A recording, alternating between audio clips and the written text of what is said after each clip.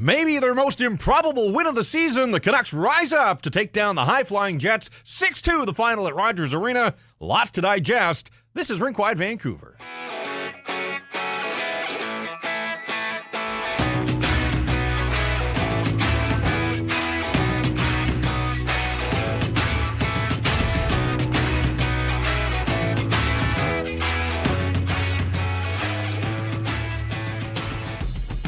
And we welcome you inside the Rink Wide Vancouver studios in downtown Vancouver. Well, that was fun. The Vancouver Canucks take down the Winnipeg Jets by a score of 6-2. Yes, 6 goals for the Canucks against Connor Hellebuyck. And the first-place Jets. The Canucks prevent the Jets from getting to 100 points. They were trying to be the first team in the National Hockey League to reach the 100-point mark. And in the process, the Canucks get a valuable 2 points that keep them above the playoff bar in that tight Western Conference wildcard race. This is Rink Wide. It's brought to you by Bet365. We already got a super chat. That's how fired up people are tonight. The chat is off and running. And if you want to be a part of it and you want to contribute with a super chat, our charity partner this season, the BC Mental Health Foundation, changing the face of mental health and addiction by supporting breakthroughs in care, public understanding, research, and knowledge exchange. I'm Jeff Patterson. He is Irfan Ghaffar, and we are here to make sense of it all, Irf. This wasn't the Chicago Blackhawks on Saturday. These are the Jets. They came in with 16 wins in their last 20 hockey games, and the Canucks took them to school. Yeah, it was quite the game, actually, watching it. Didn't see that coming. I think a lot of people watching this game also didn't see that coming, but a complete effort, top to bottom. Contributions from everyone in the lineup. Brock Boeser getting off the schneid. Pius Suter's now a 20-goal scorer for the first time in his NHL career. And Jeff, they got the vaunted nail-in-the-coffin goal. They got the goal. We'll talk about it later, and I'll tell you which one I think it is. But they got the goal that put a team away, and they hadn't been able to do that. Moments, as Rick Tocchet's been banging the drum, and the moments have gone against the Vancouver Canucks. Well, they went the Canucks' way tonight, and so did some of the bounces. Nick Ehlers rings one off the crossbar at 3-2, and a minute later, the Canucks have put 2 more past Connor Hellebuyck and extended their lead from 3-2 to 5-2, and maybe that goal you're talking about was in there. Every goal is a big goal against Connor Hellebuyck. Irf, the guy came into this game with a goals against average of 1.99, sub 2 goals. Doesn't give up 2 on average. And the Canucks got 5 past him, and then Suter into the empty net to seal the deal. A little more fun right at the tail end with 4 seconds remaining in this hockey game. So, yes, we're going to talk about it. We're going to break it down. We'll bring you some of the highlights as well. Hopefully get some locker room reaction because I'm sure locker room is hopping after a win like this one. I called it maybe their most improbable. I'm having trouble off the top of my head thinking of others. They had a 2-0 shutout in Boston with 14 shots on goal. I mean, that's living dangerously there. But to get 6 on the Winnipeg Jets, and 5 of them against Connor Hellebuyck. This has to be right up there. Certainly the most improbable, but also most important, especially on a night when Calgary goes into Madison Square, coming off the heels of a bad loss in Toronto, back-to-back for the Flames, and they get a win in New York. St. Louis does a number on Nashville, not a surprise there. The only help the Canucks got on the out-of-town scoreboard was Edmonton all over the Utah Hockey Club 7-1, and so the help the Canucks needed was helping themselves, and the opponent was a tough one. The challenge was stiff, but they were up to it. And on nights like tonight, you think maybe, just maybe, there's a little bit of life in this Vancouver Hockey Club with 14 games to go. Drew O'Connor opens the scoring. Brock Boeser has a pair. Pius Suter has 2, and Nils Höglander, who really kind of quietly has been racking up points here of late. And spoiler alert, he's going to figure in the 3 stars. We're not going to get there just yet, but Nils Höglander has 8 points in his last 11 hockey games. So we've talked about the fact that he's been playing better, doing a lot of the right things. Well, he has a goal and an assist tonight. Now, all of a sudden, some of the offense is starting to flow. Had the 2-on-1 with Elias Pettersson late in the hockey game as well. Another chance there that could have added to his point total, but I'm sure Hoagie will be fine with 2 points and contributing offensively on a line, Irf, that looked like it had played together all season. Elias Pettersson extends his point streak, so not a dominant game for EP40, but he was involved in the scoring. Yep. And his point streak is up to 5, so steps in the right direction again here. But yeah, let's talk for a sec about Brock Boeser, because we've talked a lot about him for the wrong reasons since the Four Nations. He'd gone 12 games without a goal, 14 shots in those 12 games. We've said it so many times, a volume shooter, just not looking dangerous, not even looking all that engaged, quite frankly. Rick Tocchet sort of called him out earlier today and said, can't be reactionary, got to make some things happen. Well, he made some things happen. Nifty little deflection. That looked a lot like 40-goal Brock Boeser.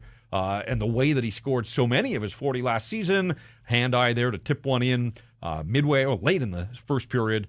And then the other one, go to the net. Good things happen. And loose puck lying around. I think Hellebuyck thought maybe he had it covered. Brock saw some daylight there, whacked it home, got to the 20-goal mark, so halfway to 40. He's not going to get to 40, and he's not going to get to 30. But, man, it would be nice to see him get on a late charge here and maybe take a run at 25 by the end of the season. But on a night like tonight, just nice to see Brock Boeser playing a huge role in a Vancouver Canuck victory. Yeah, and he talked about it this morning. I think he met with the media before the game and, admittedly that he was frustrated and, things weren't going so well, kind of down on himself, but, to put in the work. And I think the first goal, great tip, fantastic in front, knowing exactly where to be to put that puck in the net. But the second goal doesn't happen. His second goal doesn't happen unless he goes behind the net and does the work there to go and get the puck loose, to bring it around the boards again and be able to get the shot from the point that finds right in front of Connor Hellebuyck there. But yeah, 3-point night for Brock, 2 shots. Two shot attempts were blocked and a couple of hits. Look, that's as engaged, I think, as we've seen him as well, right? Playing with good players, playing up on the lineup again, getting an opportunity, and the opponent, right? He didn't do this against the Columbus Blue Jackets or the Chicago Blackhawks. He did it against one of the best teams in the National Hockey League, against Connor Hellebuyck, the best goalie in the National Hockey League. So that's got to feel good for him. And I think moving forward, you hope this is steps. And what we know of Brock Boeser is the guy scores in streaks. Yeah. So you hope that this can lead to something there for him. I'm glad you brought up the forecheck on his second goal, because that was a vital part of that goal. Gets to the front of the net, identifies the puck is loose, but takes out his man behind the net, seals him off, takes the puck, gets it back to the point, and then heads to the net. And so, it wasn't just a fluke loose puck there. No, he gets in, he initiates, and I think Rick Tocchet will certainly appreciate that. There's a bunch of things Rick Tocchet's going to appreciate about his team's effort here tonight.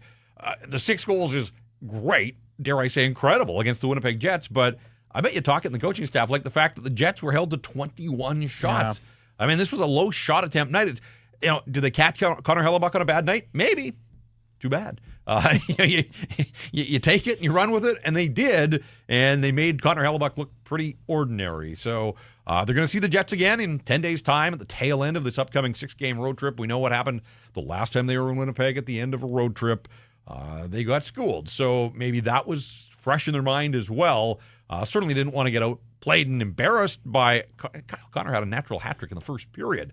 The last time these teams played, the Canucks able to keep Kyle Connor off the score sheet, keep Mark Scheifele off the score sheet, keep all the big names.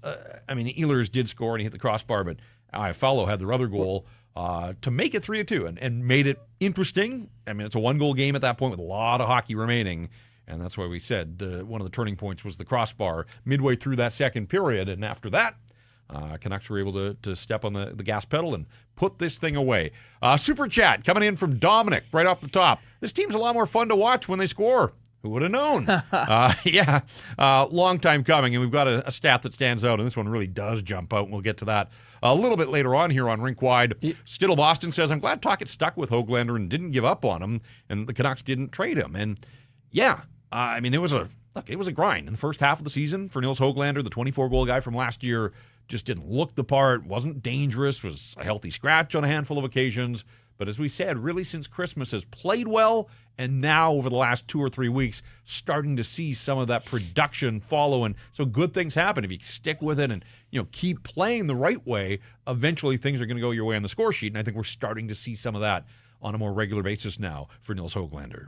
Yeah, and I think that for him, like you mentioned, quietly been racking up points, but loudly been playing well in every single game, like earning the respect of his coaches, earning trust from his coaches. I think that's an important thing. You've seen him in the doghouse, and you've seen him in positions where he's not even in the lineup so often. But Jeff, we've been doing this show for 11 minutes. Connor Garland didn't play in this hockey game for the Vancouver Canucks, right? I mean, he's a guy that's the engine that stirs this team on most nights, and they did it without him. And, obviously, he's not a guy that scores a lot of goals, but he's a guy that's in a lot of people's faces. And against a team where Garland would probably have had some success, they're able to go and get a big win without him. So that's saying something for this group. But yeah, guys like Höglander rose to the occasion. Guys like Linus Karlsson rising to the occasion, getting into the lineup. And obviously, Brock Boeser and Pius Suter as well. Yeah, I thought Jonathan Lekkerimäki certainly didn't look out of place taking Garland's spot on the power play, but beyond that 5-on-5, we had said the last couple of games hadn't been all that noticeable. He was into it. They were all into it. This was a full team effort. Kevin Lankinen as well. We've got lots of time to run through the roster, and we pretty much will as we work our way through the program here, Rink Wide Vancouver. Let's get to those 3 stars. The representation of Greta Bar YVR. Clean sweep for the Canucks in the building. The 3 stars, Brock Boeser, number 1, Nils Höglander, star number 2, and Quinn Hughes, who can be a star every night, and he was good again, and initiated the opening goal to get the Canucks out in front early in the hockey game and get them into it. We've got a little different look here with our 3 stars. Yeah, we'll go with the Brock star. He's star number 1 here. 2 goals, an assist, and as engaged as we've seen in quite some time.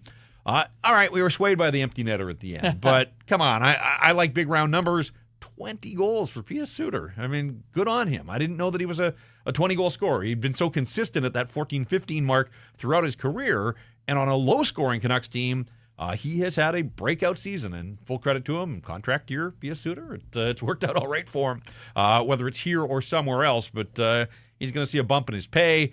Good in the face-off circle, and a key part of a really key moment in this hockey game, and that was the 5-on-4 and then 5-on-3 penalty kill in the dying minutes of the second period. And I want to circle back and talk more about that. But Pius Suter is star number 2, and there's Nils Höglander. Gets what turns out to be the game winner. He also has an assist and just involved and active all night long and using his speed effectively. So a really good night for Nils Höglander, a really good night for the Vancouver Canucks. Those are the 3 stars. They are brought to you by Greta, and I am guessing that Greta was jumping tonight. We've got another Canucks Army viewing party coming up for a road game. Not on this trip, but I think on the last trip of the season. Details are being finalized. Nice. We'll let you know as soon as we can, but plans are definitely in the works, and you're going to want to join us. So experience Greta for yourself. The big screens. We always tell you there's not a bad seat in the house, and there isn't. The arcade games. You can order off that terrific street food menu. They've got weekly drink specials as well. Greta Bar, the place to be. 50 West Cordova. Greta Bar. Let the games begin. Jacob saying Petey definitely could have had multiple points tonight. Yeah, I mean, he could have. A bunch of guys could have.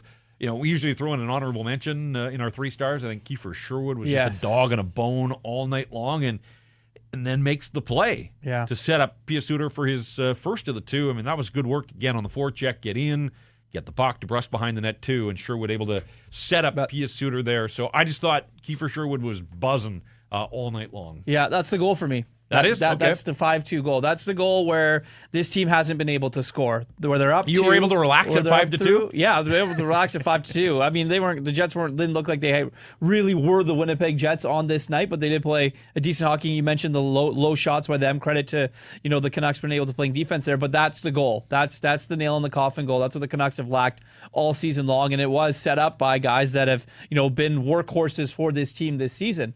Pius Suter, Kiefer Sherwood, Suter going into that area to be able to get that puck. And the 2 goals, 46 seconds apart, something that we don't see too often either. No, quick strike offense from a Vancouver team that's been offensively challenged, but 6 the other night against Chicago, 6 here. Who are these guys? We said it after the Chicago game, though. Save a few, keep a couple in reserve there, and then the next night against Utah, they had trouble buying a goal. They only had 1. So Off on the road now, 6 straight, starting in St. Louis. Another massive game. The Blues were big winners earlier tonight. We'll update the standings officially a little later on here. But I just want to go back to the start of this hockey game because there was a lot going on in that first period outside of the 4 goals. Probably should have been a couple others.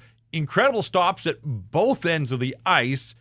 Kyle Connor, he has half a net to shoot at. This is the 5th leading scorer in the National Hockey League. Puts it right back into Lankinen. Like, give Kevin Lankinen credit. He makes the save, but I'm saying 99 times out of 100, Kyle Connor scores on that opportunity, and this just happened to be the one. And then Lekkerimäki with a nice read to intercept the clearing attempt by Hellebuck, the wraparound, and Hellebuck, the diving effort to get across and get just enough to keep that puck from crossing the line as we watch it in replay on the live stream here. Lekkerimäki on the backhand. Oh, man, like to the goal line, but definitely didn't cross. So desperation by Hellebuck. So really close calls at both ends, but I liked the Canucks opening goal. Like, Rick Tocchet wanted to see plays and scoring off the rush. It's fine to say that if you don't have the horses. But, I mean, beautiful rush. Starts in their own zone. They break the puck out, get it into Quinn's hands, and sure enough, Hughes finds Drew O'Connor. Left shot over on the right side and makes no mistake there. Snaps it home, his 9th of the season, under 5 minutes into the hockey game at the 4:55 mark. And, man, that got the people into it. Good buzz in the building. Lots of Jets fans. Yeah. You could hear that with the True North and the anthem. I was going to say, I heard that. We're in an era where there's lots of resale tickets out there, so fans of visiting teams can find their way into the building, and a lot of Jets fans did. They leave disappointed.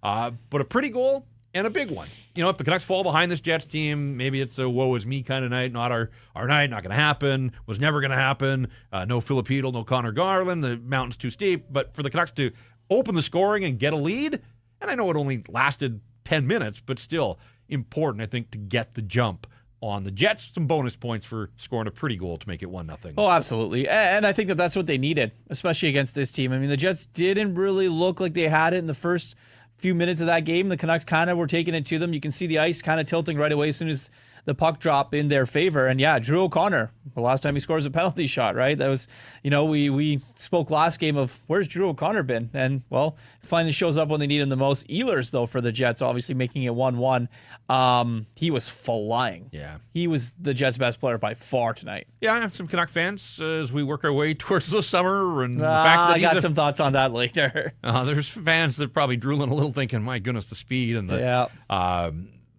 Didn't love the way that Marcus Pettersson defended the rush left there. Him in the dust, yes. There's been a few too many of those lately, quite frankly, the rush chances. And it's Marcus Pettersson, who's supposed to be this sort of stay home, doesn't bring a lot offensively.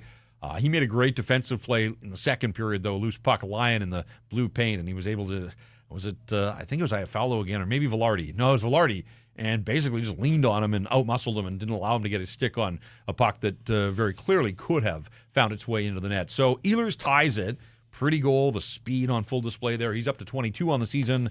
But then there's Boeser. The Canucks get a power play. Turns out it's their only power play of the night. Yeah. But, hey, if you get one, make the most of it. They had the 3 in the third period the other night.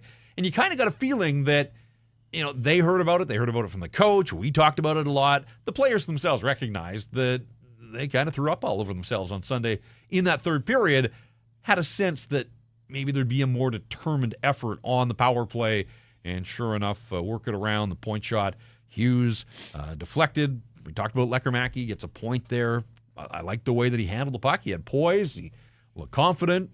And it's a second assist, but if you're out there on an NHL power play, certainly a PP1, that's a pretty good assignment for a young player. So pulls his weight there. And with 91 seconds to be precise, left in that first period, Brock Boeser with his first of 2 on the night, the deflection. And then you talked about goals that allowed the Canucks to exhale.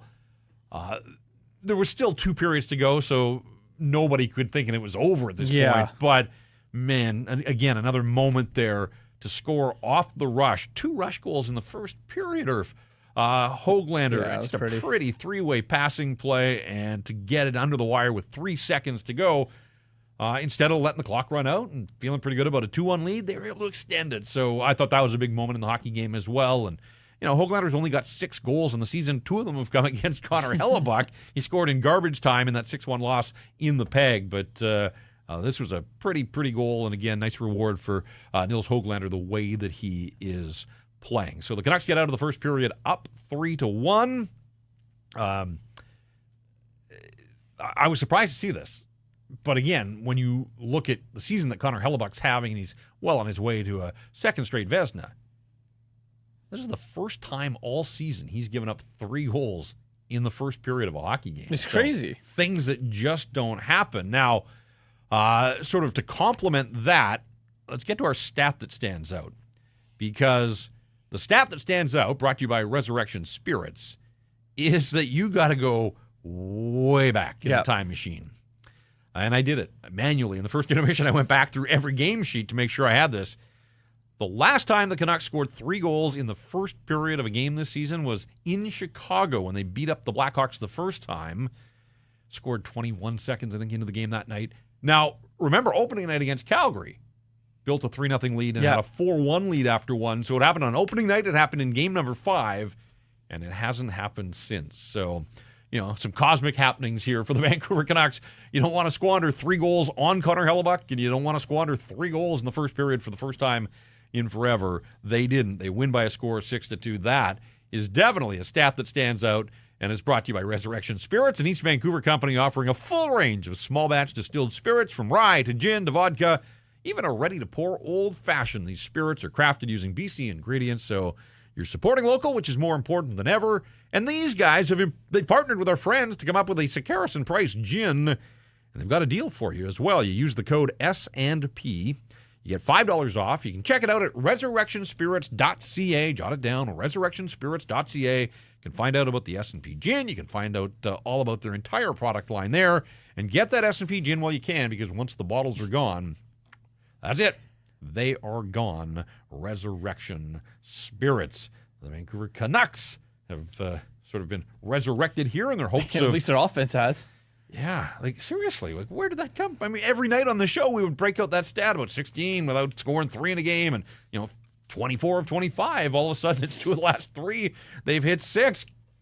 Can I hear a 7? Anybody got 7 in the Vancouver Canucks? Maybe that's pushing it a little too far. But adding to the stat of the 3 goals in the first period, Connor Hellebuck has now allowed 5 goals to the Florida Panthers, the Toronto Maple Leafs, and the Vancouver Canucks. That is it. Those are the only teams. Good company to keep. That Hellebuck has allowed 5 goals to. So, yes, the potent Vancouver Canucks offense strikes against the league's best goaltender. A couple other super chats from Dominic. Yeah, second of the night. Yeah, second. If this is what we get with Lankin for the next 5 years, I'm happy. Yeah, Kevin Lankinen didn't need to be the story in this game, which was a good thing because the talk is about the Canucks offense, but made saves when he needed to, right? He kind of kept his team in it when he had to. Yep. They weren't spectacular saves, but they're saves that a goaltender needs to make. Yeah, I mean, the one off Connor early, again, he got some help there, but hey, he made that stop. Cole Perfetti stole the puck from O'Connor and forward. It was 2-on-1. The Canucks looked like they had Perfetti covered in the sideboards. He comes out of the pile with the puck, takes it to the net. Late in the first period, made a nice stop there. There were others, and obviously, you need your goalie to be your best penalty killer. And the guys in front of whoever's in goal for the Canucks, the penalty kill's been lights out. And again, moments in this hockey game, Phil Aronik gets called for eye sticking on Gabe Vilardi. 3 minutes to go in the second period. It's a 5-3 game at that point, but Jets have the best power play in the NHL. Or Canucks have had the best penalty killing since Christmas, so good game within the game there. Mm-hmm. But if the Jets get one, cut the lead to 2 with 20 minutes to play, some momentum, maybe it's a different story. But Canucks penalty killers dig in for the first minute and 40 seconds, and then Teddy Bluger, I mean, that's bad luck, falls just inside the line, loose puck, swipes at it. Tries to get it. And, lob wedge up over the glass behind the Jets bench.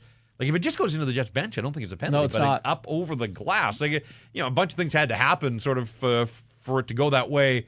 And then Bluger's one of your better penalty killers, right? If it's 5-on-3, Teddy Bluger, if he's available, is going to be the guy out there taking the face-off. So 5-on-3 for 17 seconds. Pia Suter, who has struggled in the face-off circle for most of this season, wins a massive draw cleanly, and then the Canucks gave it away. Ehlers came and stole that puck. That was a very nice play by him as well. So, you thought, okay, like, can they dodge this bullet? And sure enough, they do. Hronek steps out of the box. Now you got 3 defensemen out there on the penalty kill. Sometimes that can get a little clunky where guys aren't really sure about positioning. Anyways, they saw it through, and good for them. And discipline was good against a team like the Jets. They're big, they're strong, they're fast. Those were the only 2 penalties the Canucks took: a delay of game penalty for a puck over the glass and Hronek for high stick. So this was not a special teams battle, and yet the Canucks won the special teams in this game. They go for one for one on their power play, and the Jets 0 for 2. So this penalty kill, the legend of this penalty kill continues. And we'll see if they can take the good stuff with them out on the road. Omega Primer says, most entertaining 22-shot game I've seen in a while. Yeah, I mean, this is who the Canucks are. And they get PDO on their side, they can score some goals. Another super chat, this one from Tyler. And we appreciate your contribution to the BC Mental Health Foundation. 6-2 win. Didn't have that on my bingo card. Don't think many of us did. Camby is saying, Irf's coming in hot with that hat collection. Yeah, Irf's got a hat collection. It's a big one. If they make the playoffs, they'll start to do my hair. I'll professional it up with you, Jeff. Irf's doing the all-black thing over there tonight. Yeah, I usually do. Yeah. Me, no hat. Putting this luscious head of hair on full display, but no mullet for 6 goals. We're not going to start that again. So you said it. No, chat's about pipe to lose down their in the minds chat about it. there. The Beer Baron says, remember when people scoffed at Canucks scoring 6 against the Blackhawks and said, do it against a real goalie? Well, here we are. Yeah. And they did. 5 against a real goalie and 1 into the empty net. But that's just a formality. They scored 6. Full credit to the Vancouver Canucks tonight. Did just about everything well. We talked about the Boeser goal. We talked about that second Suter, the first of the 2 Suter goals. And then, like, that third period went by in a flash. There were like 3 whistles in the third period, which, if you're the Canucks, you want to see that clock running as quickly as possible. So I don't think the Canucks minded that. They had a great chance. There was a 2-on-1, Höglander and Boeser. Boeser looking for the hat trick. Then EP40 off the rush, about 6 minutes to go. That was another one. Would have been gravy at that point. They didn't need those goals, but it was nice to see that it wasn't just packing the house and parking the bus, that took their opportunities. And then, Brock had a couple chances. I wasn't sure if they would put Brock out there late in the game looking for the hat trick.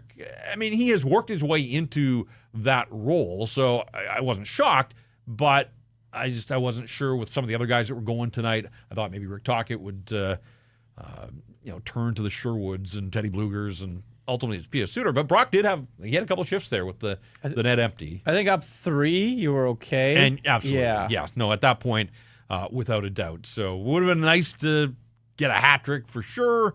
But Brock, I'm sure, will feel good about 2 and contributing to a massive win like this one for the Vancouver Canucks. 11th player in franchise history with 6 20-goal seasons now, Brock Boeser.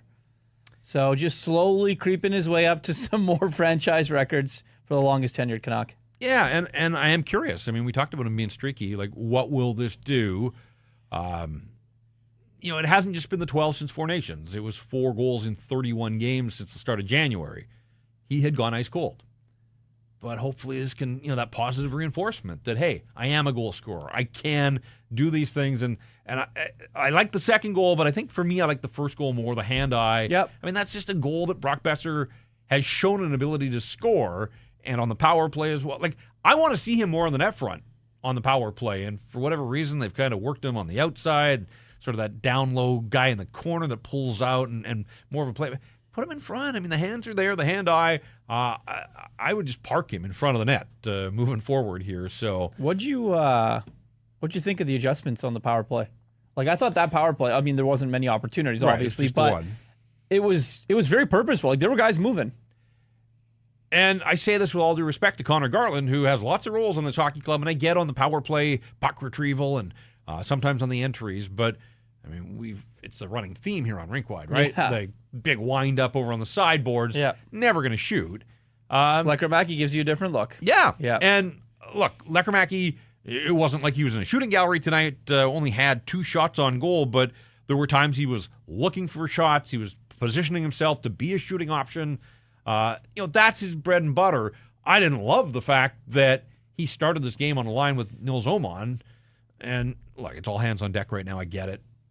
No Hedel and no Garland. You got Åman and Linus Karlsson plugged in the lineup. Canucks are short-staffed. But if you're going to have Lekkerimäki in this lineup too, I would have liked to have seen him play a little higher. But if you're not going to do that, then give him a little love on that top unit power play. So if Garland gets back in the next game, if it's me, I'd probably stick with him on Lekkerimäki I'm talking about. Oh, yeah. Keep him there and let him sort of play his way off that top unit power play. Garland can be on PP2. And they'll welcome Garland back in a heartbeat. And I hope it is just one game for him, kind of like it was Tyler Myers last week. But as Rick Tocchet has said, he's banged up. And I saw him around the rink this morning. He didn't take part in the morning skate and obviously didn't play. But I saw him at the rink. All of his limbs are intact. Like I don't know what's ailing him, but it just kind of sounded like 67 games of wear and tear had maybe caught up to Connor Garland. But the Jets should listen to that and deal something with Connor Hellebuck. He's a gamer. Yeah. So the minute he's able to get back, he'll be back, and hopefully it's to start this road trip for the Vancouver Canucks. And look, the stakes are high. I mean, they want to be a playoff team. Early in the night, it didn't look good when the Flames won and the Blues won. Did you see the Rangers' performance though on home ice? Yes, I did. 13 shots. Not good. Not good. Not good at all. Like I knew the Flames would be better after getting schooled in Toronto, but it's back-to-back for them. And with Dan Vladar in goal. Yeah. And the Rangers managed 13 shots.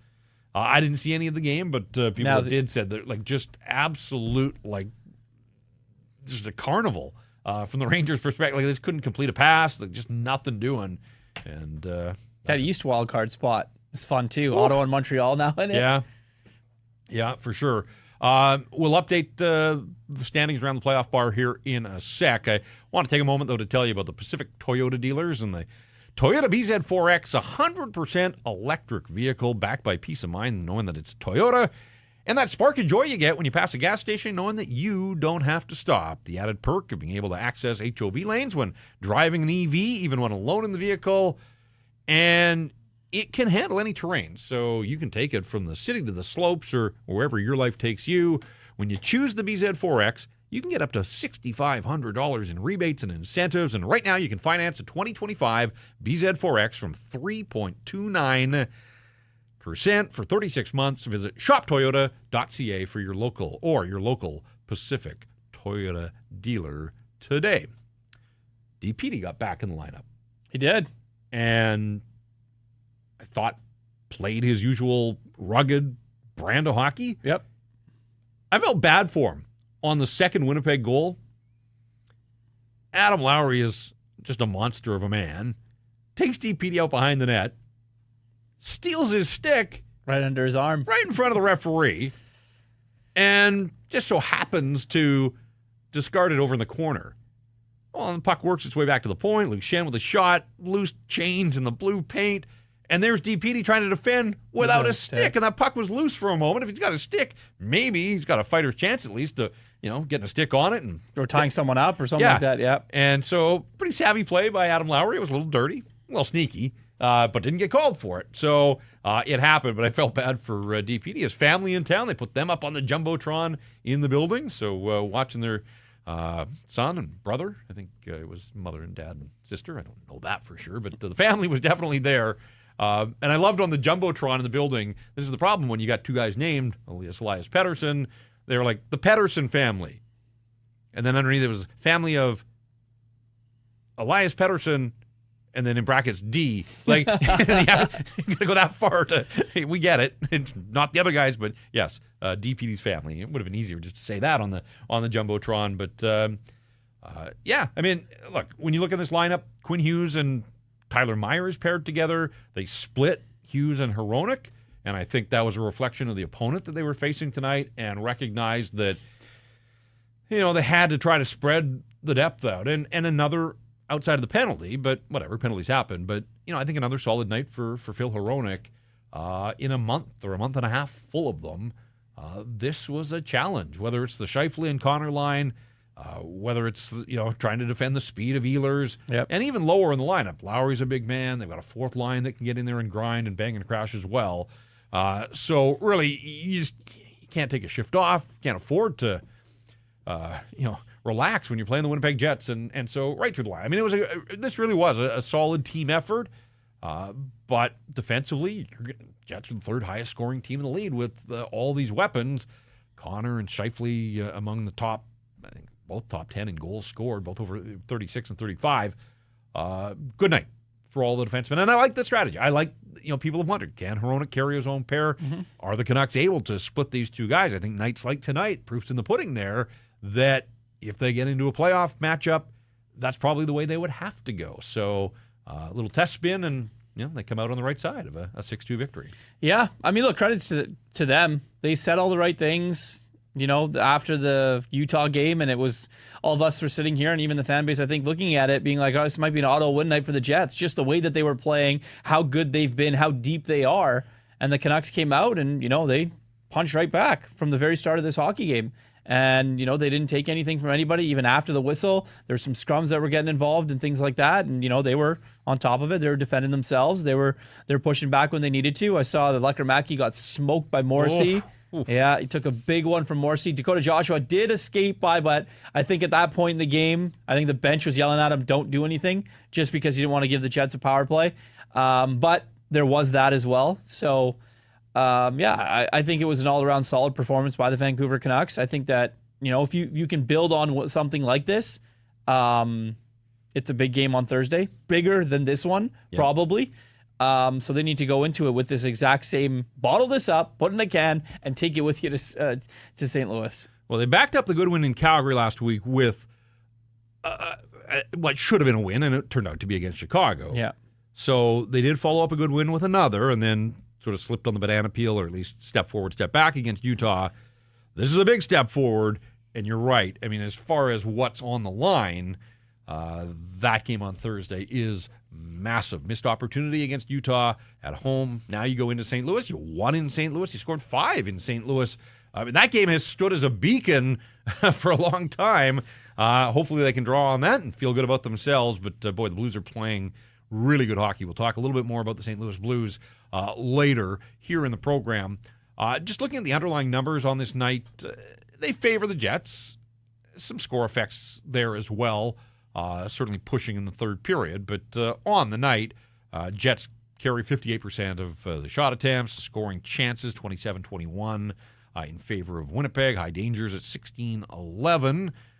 10 of the 11 came in the first period for the Canucks. So again, that third period, not really looking to generate a ton, but we did talk about a couple of the counterattack rushes individually. And I mentioned Filip Hronek. He's the Corsi King for the Canucks, 59%. So good on him.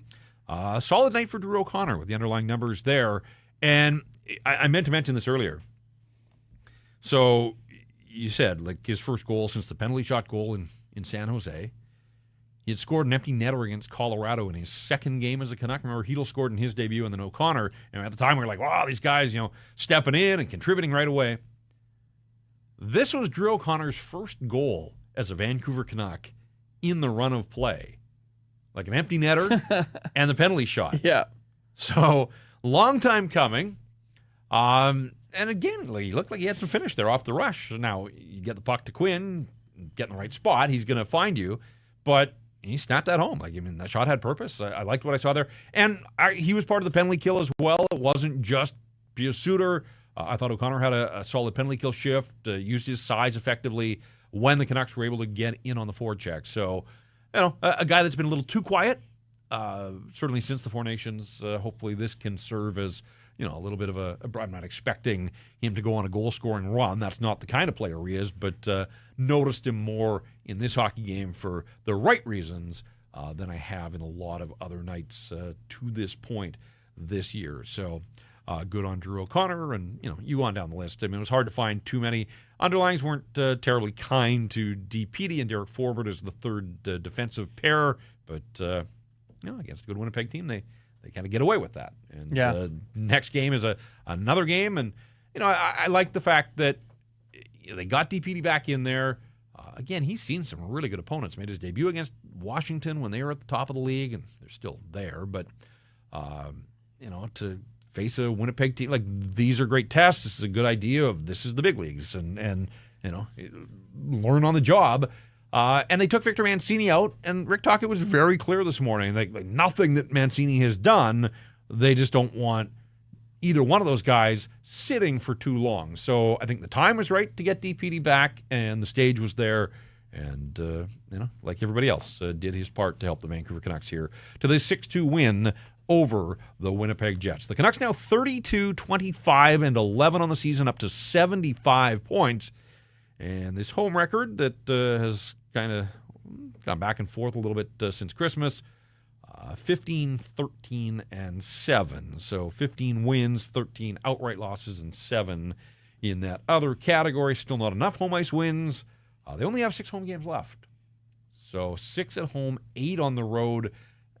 Outside of the opponents, the home-road imbalance there is going to be a bit of an issue. But look, they've played better. They've had more success on the road than they have at home. So maybe that actually works in the Canucks' favor. Who knows? One of 2 games remaining against Dallas, 2 against Vegas, Colorado. One of 2 against Winnipeg, 2 against Vegas, Dallas, and Colorado still left on the schedule. So lots of tough assignments for the Vancouver Canucks, but right now all they can worry about is St. Louis on Thursday. Now, the updated standings here in the Western Conference wildcard chase. St. Louis beat Nashville, so the Blues got to 75 points, and for a few moments there moved in front of the Canucks. Canucks with their win up to 75 points as well. Canucks have a game in hand on the Blues, and that's why they will remain above the playoff bar. Calgary with a good win at Madison Square. Flames up to 73 points. They've got a game in hand on the Canucks, 2 games in hand on the St. Louis Blues as they continue to work on this Eastern road trip. And the loser of the night was Utah. Got pumped in Edmonton and pick up no points. And so... Yeah, but they might have a name next year. That's true. I did see that. So I don't know if that's a consolation for them after getting schooled by the Oilers, but Utah stays on 71 points. So they are 4 back and same number of games played as the Canucks and a game in hand on the St. Louis Blues. This is one of 4 nights remaining. So this one's done. 3 to go, where all 4 of those teams will be in action. And the same thing happens on Thursday. Well, the Canucks are playing in St. Louis, Calgary's at Jersey, and Utah at home to Buffalo. So we're going to see some movement in that playoff chase on a night-by-night basis. But for this night at least, and tomorrow I suppose, the Vancouver Canucks will remain above the playoff bar. Interesting development, I thought, this morning at morning skate. Thatcher Demko out there, one of 3 goaltenders on the ice for the Vancouver Canucks, and he had a net to himself. While Kevin Lankinen did all of his starters drills, he and Shilovs kind of alternated, and Thatcher Demko involved in all the drills. Again, there's not going to be many practices. In fact, tomorrow's a full travel day. Yep. And then they play on Thursday, maybe a practice on Friday, but then you play on Saturday morning or early afternoon in New York, but 10 o'clock here Pacific time. And as that trip wears on, there's not back-to-backs, but I just don't know how much practice time there's going to be. So I think they sort of treated the skate this morning a little bit like a practice, went a little harder than usual, and some of that I think was to get Thatcher Demko as much practice time as he can get on a day like today, and went through all the drills, looked good. He's going on this road trip, but Rick Tocchet, again, not in a position to put a target date down in terms of a return to game action. Yeah, I think this is just part of the plan for Demko. I really do. Like you mentioned, not a lot of practice time, giving him his own net, making him feel comfortable, even though it is still a morning skate and guys are just trying to get their legs loose and things like that. But part of the progression, part of getting better, going to travel, I believe. He's going to be around the team, obviously, a lot. And yeah, I think that obviously Kevin Lankinen gives them the best chance to win, and then Artur Shilovs after that. And we'll see what happens with Thatcher Demko here as we move on. But I think the important thing for them is, and for Demko, is to just start to get the feel of actually being a net again. Because I think I do think, Jeff, it is going to take some time, and especially if they're playing well when you're in the battle in the middle of things, like it's going to be hard. And I know he's your horse, I know he's your guy, I know he's been the guy for so long, but you're in the business of winning hockey games right now. And if Kevin Lankinen's going and he's going as well as he is, then you have to go with him. 14 games to go for the Vancouver Canucks. So in my mind, you're probably looking at 10 starts for Lankinen, and then the other 4, I don't know, there's one more set of back-to-backs. That's what I mean. Like, I don't think Demko plays more than 3. 3 is kind of in the number in my head as well. Yeah. And it's just a question of where those 3 come and where are the Canucks in the grand scheme of the playoff race still. See some other comments here in the chat. Bookham Dano says, J-Pat, how many points do they need to make the playoffs? Well, I mean, it's a moving target right now. It's a bit of a turtle derby, so I don't think it's going to be a high number, although St. Louis playing some really good hockey, and if they stay on this pace, maybe they ultimately emerge from this little mini pack, but I'm still looking at 91 or 92 this year. I think 93 would be safe, but ultimately we'll see how things go. Super chat from Kingsley, who says, have there been many successful teams with this few 20-goal scorers? Well, the Canucks have 3 now, which is 2 more than they had start tonight. Somebody asked me in my Canucks Army mailbag the other day, how many 20-goal scorers are they going to have? I said 4, and now they got 3. So, we'll see how it goes. Still a little bit of work. Both Quinn and EP40 have a little work to do to get there, but, score in bunches. You can get to 20 in a hurry the way Suter and Boeser did. I mean, the Calgary Flames are, if I'm not mistaken, they've got 2 on their team, and they're still in this playoff chase. So if you're really good defensively, or if you're the Flames and you have really good goaltending, it can be done. Now, it's going to be a massive ask come playoff time to win 4 out of 7 if you can't score a lot of goals. But, that's where the Vancouver Canucks are right now with 3 20-goal scorers. Hey, this is who they are. It's not who we thought they were at the start of the season, but again, they've kind of changed their identity. They fall back on this idea that they can defend. So when I talk about 20 goals, I didn't mention Connor Garland. He's sitting at 17 goals. Hard to score when you don't play. So let's hope that he gets back in, and he's got certainly a legit chance. 14 games to go. So who knows? I may have to revise my expectations. I said 4, but maybe it'll end up being 5, possibly 6.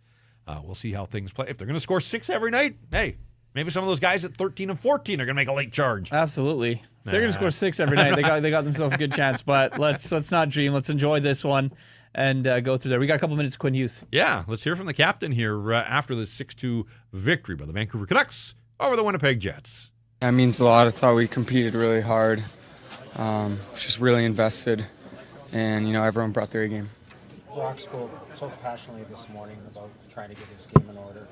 What about his effort tonight? It wasn't just the goal, it was his pace, his strong on pucks. Yeah, happy to see him get on the board there. So he's obviously a great player, and we're going to need him to be at his best next 15 games here. So, but that's what you want to see him step up tonight. What can you say about the kind of roller coaster he's been on this season? Scoring, not scoring, all the trade rumors. What do you say about his scores? I mean, Brock's one of my closest friends, and he's been, someone I can lean on, and just been, a really quality friend over the course of 6 years that I've been here. And obviously, you never want to see anyone struggle, but in saying that, I think everyone on this team's kind of gone through some ups and downs this year. And as far as Brock and the message that everyone in here needs to have is just, every game's a new night, and each game has a new personality, and you don't know when you're going to break through. So hopefully he can kind of get on a roll here. What do you like about how you guys closed out this game in the third period? Yeah, we were solid, defended really hard, invested, all 5 guys as a unit out there. What about the start tonight? Suter's line draws Scheifele's line. He does a great job tonight, and then he has the 2 goals. Yeah, he's been great. I mean, I think he hit 20 goals tonight too. So obviously been really valuable for us. A guy that's playing great hockey, and he's got to keep it going. How did it feel with LeCaire-Mack in the first 5 minutes? Yeah, I mean, I think we got a lot of guys in here that can do well, and he's obviously got a threatening shot, and he's got good sense and feel for the game. So I thought he did a good job. How impressed have you been with the performance of your penalty kill over the last month? Yeah, they've been terrific, and Footy's done a really good job. And the guys are buying in, and the attention to detail has been really high. So they've won us some games. There you go. They're just so much better with Quinn Hughes in the lineup, so much more entertaining. At one point, I haven't done the updated math here, but I think after the first period tonight, I had looked it up, and Quinn had 2 goals and 3 assists since his return in Calgary the other night. They had scored 13 goals to that point, so he had been in on 5 of the 13, basically half of the offense. I mean, not a huge surprise there. That's how much this guy means as the offensive driver on the Vancouver Canucks. And so he ends up with a couple of primary assists in the hockey game. He's up to 65 points on the season. And, he missed 14 games, but he's at 65 points with 14 still to go. Like, if he's a point a game-ish, no reason that he can't take a run at an 80-point season, even with the interruptions. Just the third time this season didn't register a shot on goal. Opening night in Toronto in January, and tonight against the Winnipeg Jets. All Canadian teams for whatever reason. Good for him, and giving props to, it's good to hear him talk about Brock and sort of their friendship, and nice to see Brock having the success that he did. I think we're going to try to get you a little bit of Brock Boeser coming up here momentarily. But before we do that, so focused on the Vancouver Canucks, lots going on, obviously, around the National Hockey League. I know you're keeping your eye on the scoreboard tomorrow. What have we got for the Bet365 line of the night? Yeah, absolutely, Jeff. Breaking news, man. More hockey tomorrow. Incoming from Bet365. Wherever nail biting overtime win, it's a barn burner. Face-off, hat trick, power play goal, shot on goal, penalty shot, and every suspenseful minute in between. Oh, it's amazing. Whatever the moment's never ordinary at Bet365. Official partner of the NHL. Download the Bet365 app and use code NATION to get in on the game. Must be 19 or older. Please play responsibly. Little parlay here. I like a Cale Makar assist. I like the Leafs to win over the Avalanche at home after that big win against Calgary. I think Austin Matthews and that offense woke up a little bit. And I like the Wild over the Kraken. Some nice odds there. Pretty juicy for just a few things to happen over on Bet365. So check it out if you want to play along. All right, there you go. The man in the hat going with the parlay. And we'll see how things play out there. Things played out perfectly for Brock Boeser and the Vancouver Canucks. 2 goals, 20 on the season now. He also had an assist for good measure, set up on the Nils Höglander goal. So a busy first period for Brock Boeser. Added one more there in the second to make it 4-2. Canucks win by a score of 6-2. Let's hear from Brock Boeser after the victory over the Jets. Yeah, it felt really good. And like I said, I felt that I haven't really been much of a big help to our team lately, and I want to be a difference maker in these games and help us win games and continue to push for that playoff spot. How about your line in general? Seemed like you guys were buzzing all night long. Yeah, I thought we were really connected tonight, and even on forechecks, I thought we were working hard, and when 2 guys were working hard, I thought our 3rd guy was reloading hard, and that kind of allowed some pucks to stay in the offensive zone. So I was really happy with our game, and now I need to build off it. You guys have talked in the past about having belief that you can beat any team in the league. Obviously, this year hasn't gone the way you guys have wanted to, but what does this win against this team do for this group with 14 games left?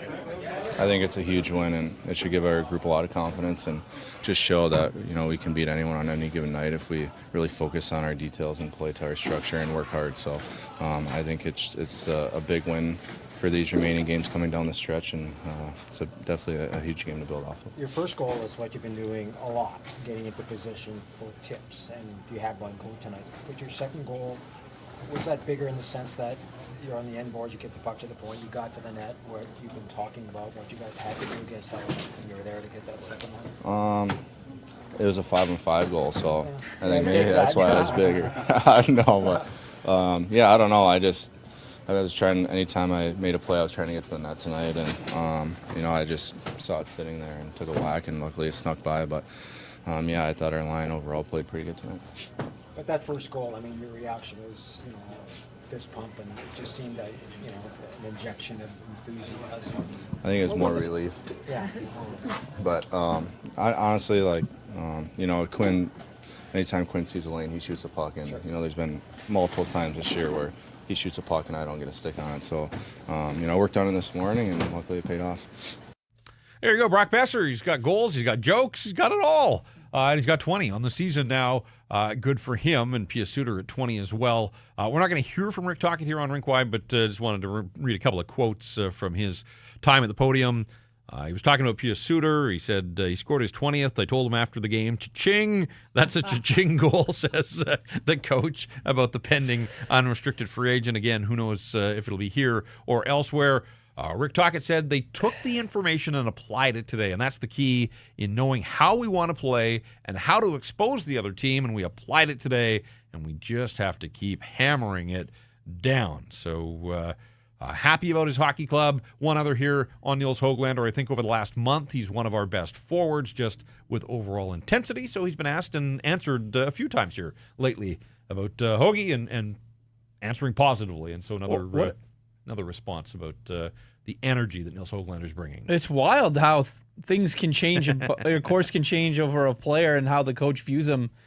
If the player just goes out and does kind of what the coach asks. Right. Yeah. And I think that's kind of what Nils Höglander has done. He's turned himself into a player that, they depend on now, right? He's a guy that's out in late stages of games, not taking stupid penalties.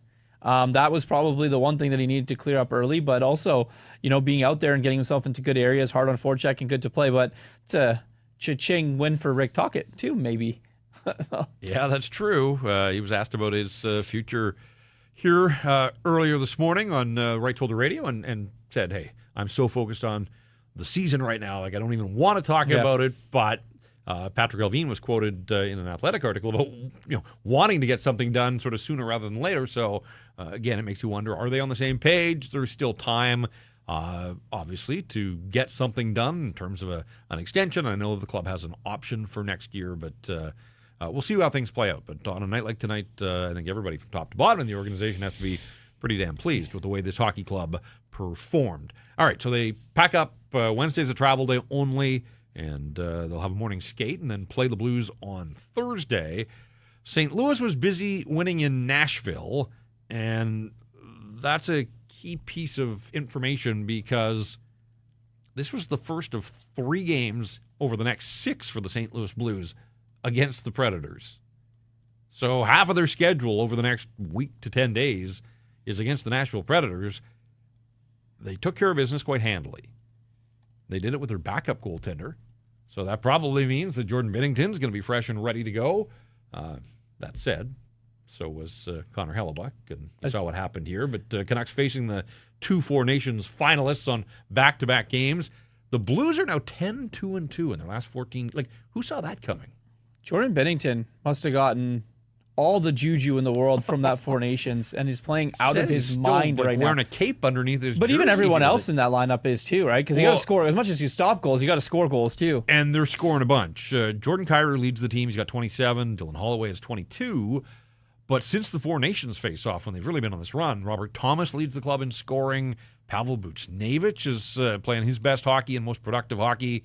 Braden Shen, remember, he was going to be traded everywhere, and he stayed, and he's finding ways to contribute there. Jake Neighbors. Cam Fowler had 10 points in his last 11 games before tonight. I don't know if I haven't looked. And a guy like Zach Bolduc has 6 goals in his last 12. So they're spreading it around, and you're right. They're getting a lot of offense.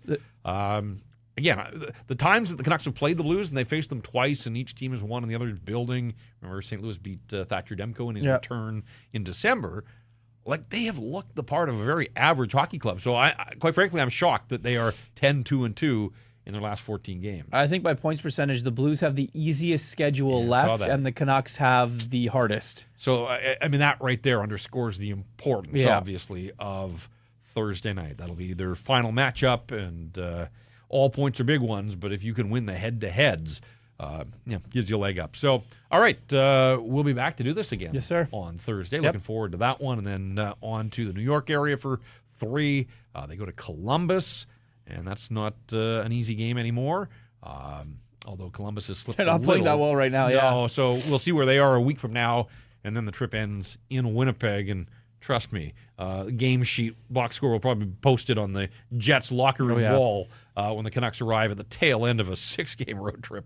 I don't know that Winnipeg's the place that you want to wrap up a lengthy road trip like that one, but that's what the schedule has, so that's where it'll go, into St. Louis on Thursday, and we will be back with the next episode of Rink Wide Vancouver. Make sure that you follow us on all our socials and hit that big subscribe button on YouTube so that you don't miss any content that we push out here on Rink Wide Vancouver. Rate and review. Leave us a review of the program. If you like it, by all means, we'd love to hear from you. We certainly appreciate all the comments in the live chat as we work our way through the program. Jacob Lazar, the technical producer, working behind the scenes. We appreciate all of his help. For Irf, I'm Jeff. It's a fun night. We'll see if the Canucks can do it again with 14 to go. Final score one more time. The Vancouver Canucks 6, the Winnipeg Jets 2. Yes, the Canucks 6 and the Jets 2. This has been another edition of Rink Wide Vancouver.